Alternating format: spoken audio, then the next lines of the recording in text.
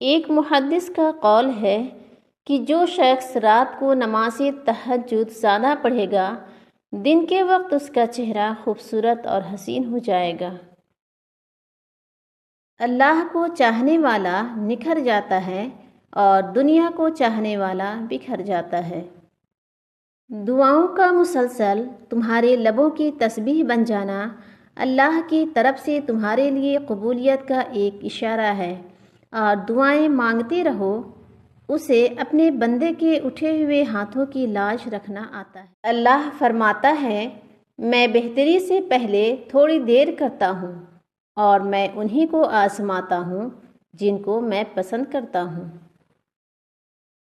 جس کا ملنا دعا سے بھی ممکن نہیں ہوتا، وہ چیز بھی تہجد سے مل جاتی ہے۔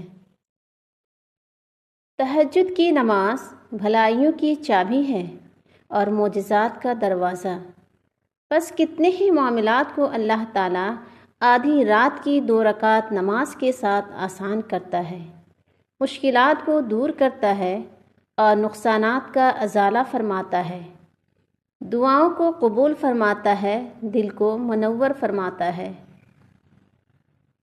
یوں ہی تو نہیں پا لیا تہجد کا سجدہ تم نے، کچھ تو ایسا ہے ناممکن جو تمہارے لیے ممکن ہونے والا ہوگا۔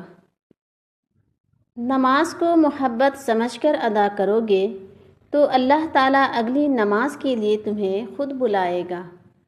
جس کا ملنا دعا سے بھی ممکن نہیں ہوتا، وہ چیز بھی تہجد سے مل جاتی ہے۔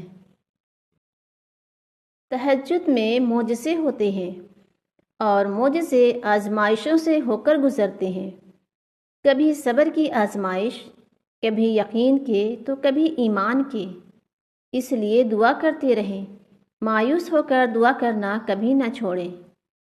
ابھی آزمائش چل رہی ہے اور کمزور لمحات میں ہی اللہ جان لیتا ہے کہ اس آزمائش کے بعد بھی میرا بندہ مجھ پر توکل رکھتا ہے یا نہیں۔ کامیاب زندگی کے 3 راز ہیں، قرآن مجید، درود شریف اور نماز ہے۔ اور اگر دیری کا مطلب اللہ کا انکار ہی ہوتا تو وہ اتنے لمبے انتظار کے بعد یعقوب علیہ السلام کو یوسف علیہ السلام سے دوبارہ کیوں ملواتا؟ کبھی کبھی انسان کا یقین اتنا زیادہ ہوتا ہے کہ سب کچھ ختم ہونے کے بعد بھی وہ اللہ کی طرف سے ہونے والے کسی معجزے کے انتظار میں ہوتا ہے۔ جب دعا کرتے وقت تمہاری آنکھوں سے آنسو آنے لگے تو سمجھ جانا تمہاری دعا بارگاہ الہی میں قبول ہو چکی ہے۔ یا اللہ، میرے دل سے ہر اس چیز کی طلب مٹا دے جو میرے دل کو مایوس کرتی ہے۔ اللہ اس دل کو کبھی اپنے کن سے محروم نہیں رکھتا، جو ٹوٹ کر بھی وقت تہجد اللہ کو منانا نہیں چھوڑتا۔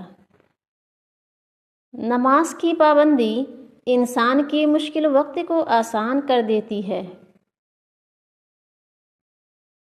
پہلا سجدہ اگر اس کی چاہت کا کرو گے تو دوسرے سجدے میں وہ تمہیں تمہاری چاہت سے نواز دے گا۔ تقدیر بدل جائے گی، راتوں کو اٹھ کر اللہ سے مانگو تو صحیح۔ جب انسان اللہ کی رضا سے راضی ہوتا ہے تو اللہ اس دل میں اطمینان پیدا کر دیتا ہے، اور تقدیر اللہ کے ایک اشارے پر بدل جایا کرتی ہے۔ تم یقین تو رکھو، وہ بہتر لے کر بہترین دے گا۔ بے شک جب اللہ تھام لیتا ہے تو پوری دنیا مل کر بھی نہیں گرا سکتی۔ سجدے میں تھوڑی دیر ٹھہر کر تو دیکھو، جتنی بھی الجھنیں ہیں سب سلجھ جائیں گی انشاءاللہ۔ وہ تو ان دروازوں کو بھی کھول دیتا ہے جن پر تم دستک نہیں دیتے، پھر ان دروازوں کو کیوں نہیں کھولے گا جن پر تمہارے مسلسل دستک کی نشان ہیں۔